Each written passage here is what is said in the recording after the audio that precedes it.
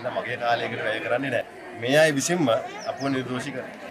අද ආණ්ඩුව සම්පූර්ණයෙන් මේ පාස්කු විද ප්‍රහාරය තමන්ගේ දේශපාලන හස්තයක් බවට පත් කරගෙන. අවසානයේ වින්දිතියෝ තමයි අසරණ වෙන්නේ. ආණ්ඩුවට සහනයක් වෙන්නේ නැහැ. ආණ්ඩුව එන්න කඩාවැටෙන එක තමයි පව් විතරයි. එයාට ඒක තේරුම් ගන්න තරම් මානසික ශක්තියක් නැහැ. බුද්ධයාච ප්‍රධානී සලේ මහතාගේ පරීක්ෂණ වෙනකොට යනවා. එතකොට මේ කරන්නේ මොකද්ද ආණ්ඩුව විසින් රණවිරුව බන්ධනාගාරගත කළ මොකද්ද මේ කරන්නේ?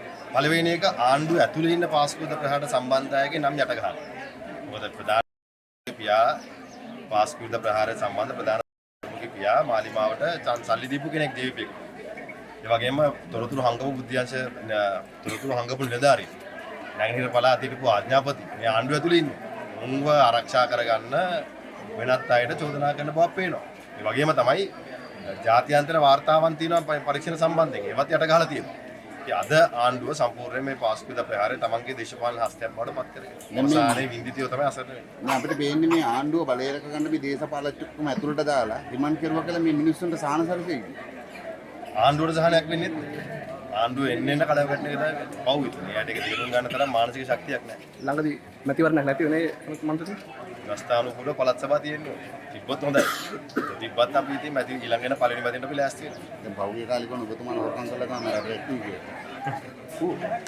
ඒ අපිට නගපු හැම චෝදනාවකටම මේ අය විසින් උත්තර දෙනවා. ඒ ඉන්න මගේ කාලයකට වැය කරන්නේ නැහැ.